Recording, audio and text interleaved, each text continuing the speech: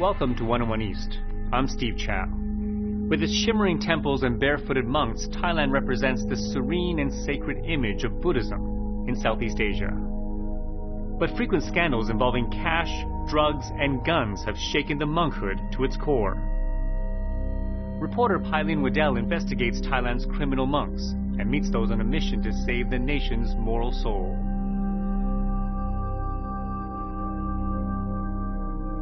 For centuries, Buddhism has shaped the landscape and culture of Thailand. Temples line the river and the capital, Bangkok. More than 90% of the nation is Buddhist and believe in the concept of karma. For every action, there's a reaction. These are the values I was brought up with. I was taught to respect monks as teachers and role models, to honor them as guardians of the nation's moral soul.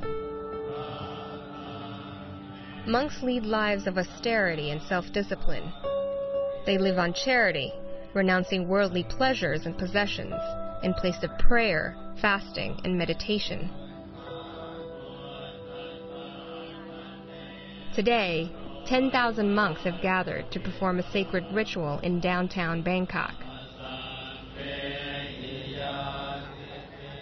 People offer food and money in return for good karma, an exchange known as giving alms.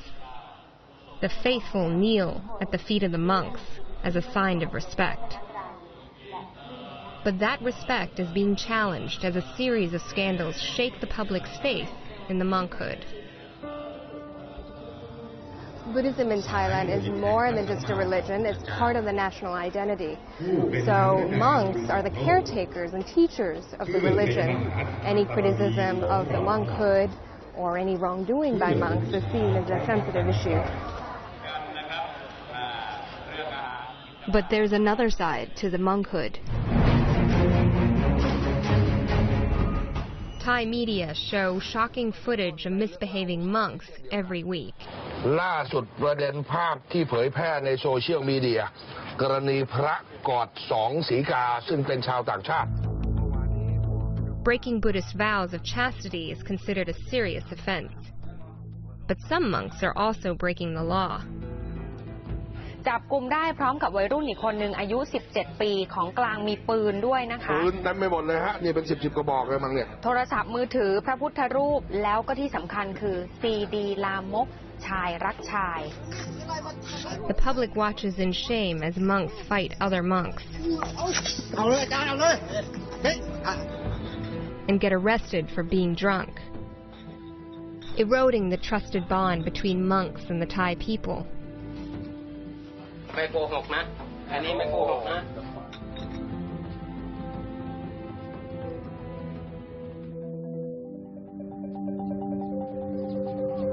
To understand this deep relationship, I follow someone at the beginning of his journey as a monk. Every Thai man is expected to do this at least once in his life. Some become monks forever, but most men only ordain for a few days as their duty. To ordain as a monk is to sacrifice. We have to learn to live without desire and teach people about the religion. Monks give up normal life, and without monks, Buddhism cannot survive.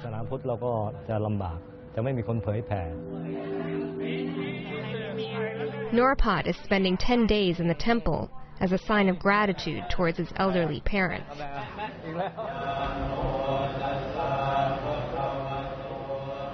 His head is shaved to show that he's abandoning worldly desires.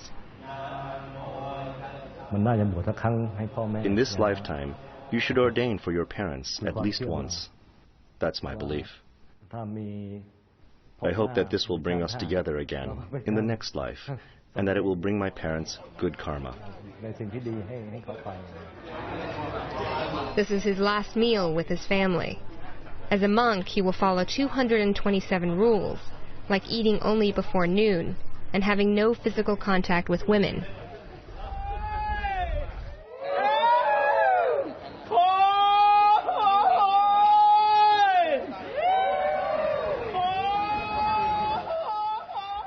To announce his ordination, he's carried around the temple 3 times, representing Buddha, his teachings, and the community. I think it's going to be quite difficult. There's a lot for me to adjust to. Inside, a purification ceremony prepares his heart and mind for the task ahead.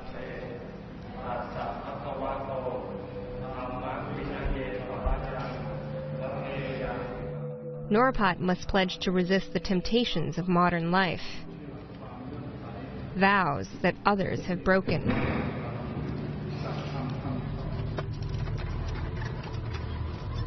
Thailand's most famous misbehaving monk is Nain Kam, who made headlines for traveling on a private jet, wearing designer glasses and toting Louis Vuitton luggage. Authorities estimate he amassed a fortune of $32 million in more than 40 bank accounts.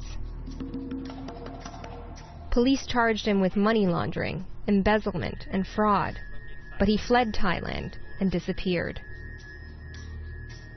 And these aren't the only crimes he's accused of. At first, I felt like I fell in love with him. But I didn't know what would happen in the times ahead. I never thought that it could turn out this way. Nain Kam has also been charged with having sex with a minor. I tracked down the alleged victim in Sisagate province, where his temple is. She asked me not to use her real name, so I'll call her Dao. She was 14 when she met Nain Kam and lived with her grandmother who worshipped him. Dao says he would send a car to pick her up for dates. I'm an adult now. Back then, I didn't know anything. I didn't know that he was taking advantage of me. By the time she was 15, Dao was pregnant. Recent DNA tests prove that Nain Kam is the father of her eldest son. I don't really have a future anymore, but my son, he has a future. It's not like he doesn't have a father. He has one. His son should be doing better. I don't think about anything else but my son.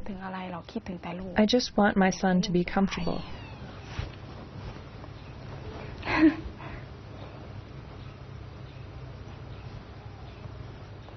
Every time I talk about this, I cry.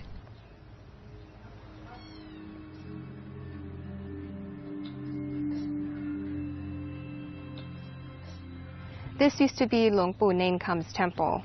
This is where he claims supernatural powers, like being able to walk on water or fly. This is also where he asked many to donate millions to him. Now, with him abroad and on the run, the temple is very quiet, with only a couple of monks living here. A giant Buddha he built here is no longer worshipped. Thai police have canceled his passport, but more than 18 months later, Nain Kam is yet to face trial. But 101 East tracked him down, living as a free man in the United States.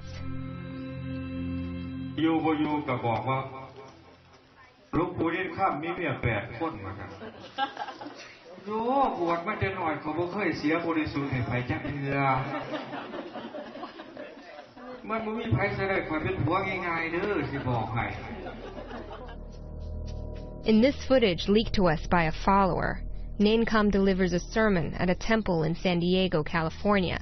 It's dated October 26th. Although he's been defrocked in Thailand, he still has a large following here.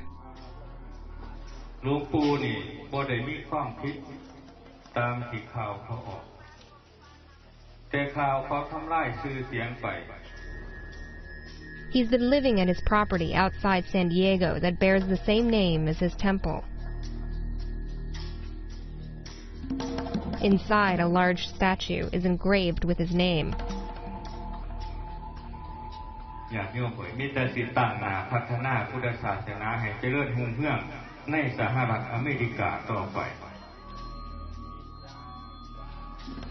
I request an interview with Nain Kam, but he flees once again. His time in California may soon be up. Thai police say they're seeking his extradition.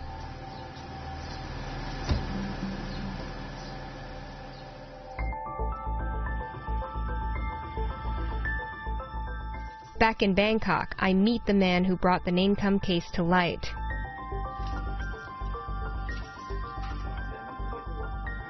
Songkan Achayasap is a lawyer who made it his mission to drive out misbehavior in the monkhood.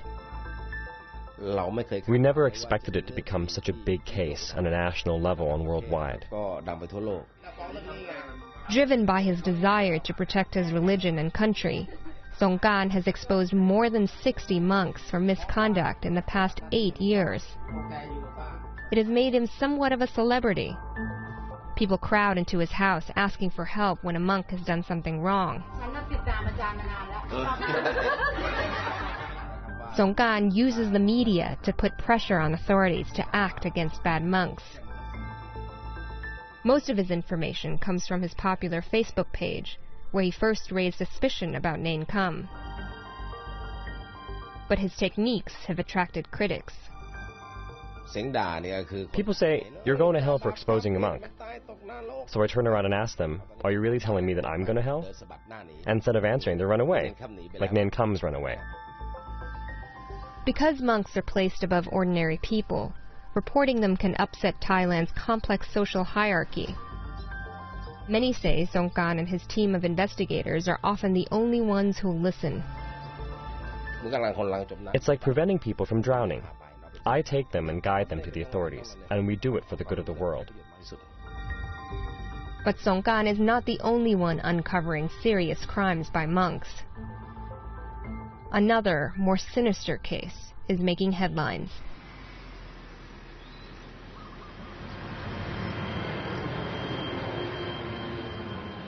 I fly to the northern city of Chiang Mai, where police recently arrested 6 monks, alleged to be running a pedophile ring. ก็เดี๋ยววันนี้เราจะมาดูเรื่องเคสของตู้ดำกันนะครับ Major Chayakon Mamuang Panitan is the lead investigator. คดีนี้ก็จะมี The main monk in this ring is Prat Dudam, and there are 5 other abbots involved. Altogether, there's 6 people. And then there are 8 kids who are the victims. All of them are boys between the ages of 12 to 15. The boys came forward to the police through a community outreach program. Over 7 months, a team of investigators and social workers gathered evidence against the monks. We went to the temples that the boys mentioned to us and took photos of the monks. Then we showed the photos to the boys for verification. Dutdam was bringing these children to abbots at different temples in the Chiang Mai and Lamphun provinces so they could sexually violate them. Dutdam himself got money in return, $10 to $15 each time.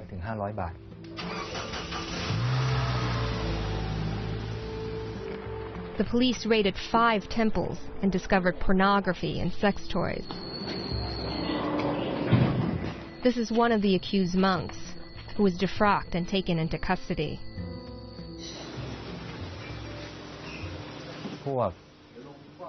We also found a camera containing photos of naked boys. We found more than 100 boys in these photos. These were kept in their living quarters.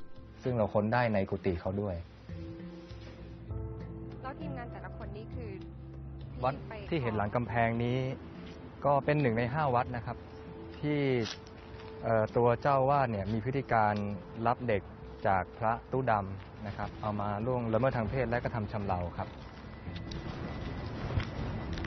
แล้วตอนนี้คนยังศรัทธากับวัดนี้เยอะไหมคะชาวบ้านเขาศรัทธามาตั้งแต่ต้นนะครับคือปัจจุบันเนี่ยถึงแม้ข่าวการจับกุมจะออกไปเนี่ยชาวบ้านก็ยังคงศรัทธาเหมือนเดิมเขาไม่รับฟังว่าพระท่านจะทำอะไรไว้ Of the 6 monks involved, only Tudam is in jail. 4 monks are out on bail waiting to be sentenced, while another avoided jail time because he confessed. Chayakon says the Attorney General plans to appeal for harsher punishment. Our biggest challenge is dealing with the religious institutions. It seems they're more interested in protecting the accused monks. It's taboo for authorities to put monks in handcuffs or behind bars. They must be defrocked first, which is up to the monkhood itself. If the police have incontrovertible evidence of such crimes, we don't consider them as monks anymore. If they do something that serious, they are not monks. Real monks could not do something like that.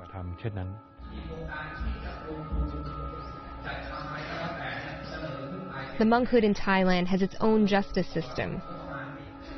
Every province has a committee of monk police who investigate wrongdoing, like this one in Chiang Mai. But when there's criminal behavior, like the alleged pedophile ring, Thailand's official police step in. Prat Wimon Muni has been investigating his fellow monks for 20 years. In the eyes of Buddhism, monk police want offenders to gain understanding through awareness of their wrongdoing. According to Buddhist belief, people who commit crimes are already dead to goodness. So, there is no punishment like execution or hitting or cutting with knives in Buddhist rules. Under Buddhism, we want them to be aware of their misdeeds and take responsibility by being willfully defrocked. To people outside the religion, this might seem lenient. But in Thai society, being defrocked is a serious punishment. It brings shame to the monk and the community he lives in.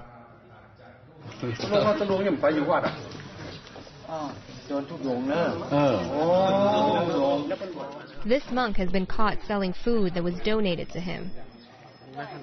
Both police and military are called to the scene. When questioned, he's unable to recite any Buddhist prayers. He's declared a fake and disrobed. After he's in custody, I'm allowed to talk to him.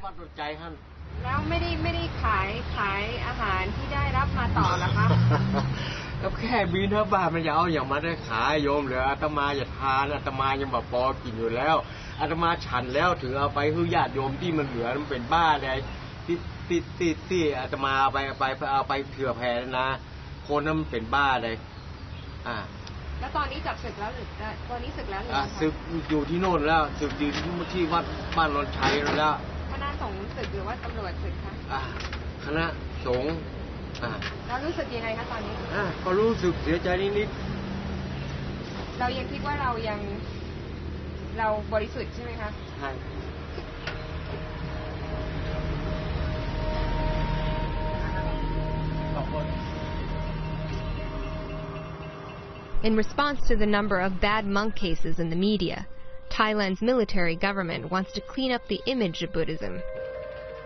It has set up a hotline to receive calls from the public reporting suspicious monk activity. In just 5 months, they've received 900 calls.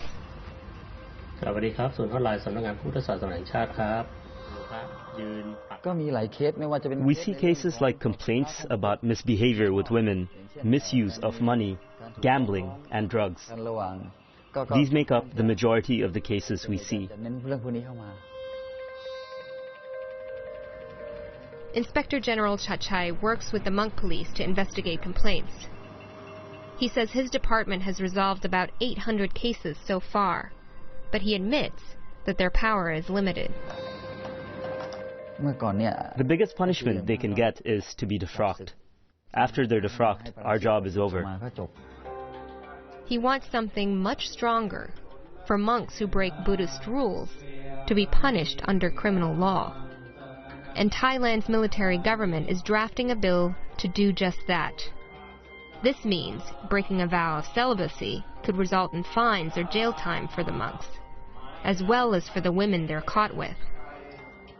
Even minor violations of Buddhist law could become criminal acts in Thailand.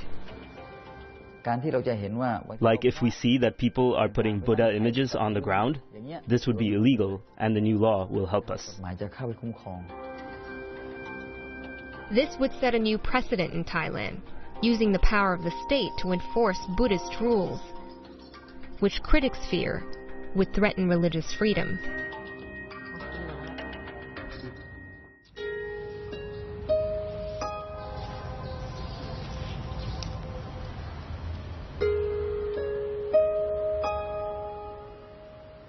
It's been a week since Norapat became a monk, and he's trying hard to ignore all distractions.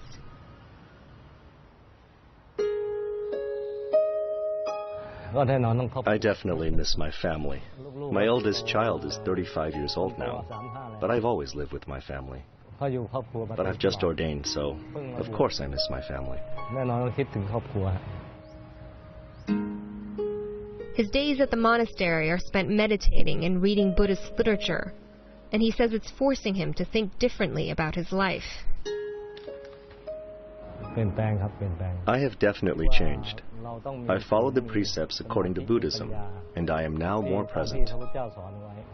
I used to drink a lot, to the point that I'd lose consciousness. But now that I've ordained, I know that it's a bad thing. After this, I'm going to change and be a new person. I will stop drinking. Ordination has made me a better person.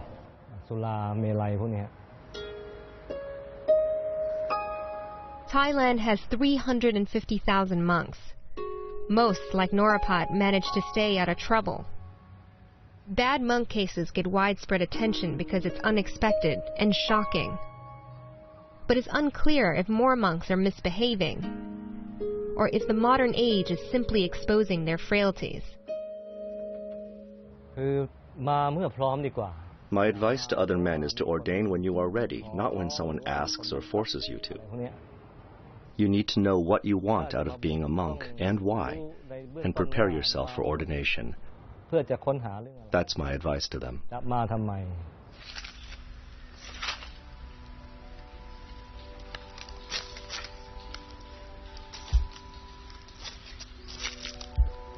In the forest on top of a mountain in northern Thailand, Prat Sema Gatathamo is deep in a walking meditation. He has dedicated his life to Buddhism, choosing to live without money or smartphones, and instead devotes his days to following his faith. But he understands why some monks struggle. People think that monks should behave strictly according to the scriptures. But misbehavior can happen in every nation and every religion.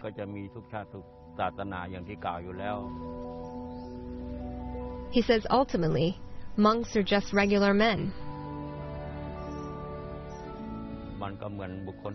Like all humans, we have different levels of sincerity. Monks are the same. People have big expectations for us, that we need to always be pious, strict. But there will always be times when that's not the case. Monks are just the same as other people.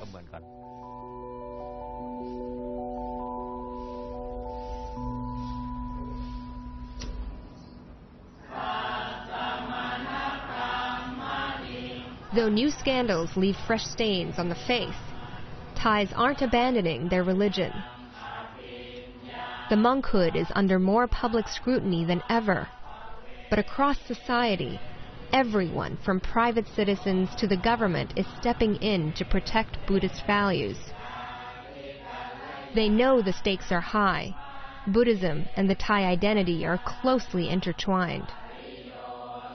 And if Buddhism becomes tainted, so too will the nation's faith in itself.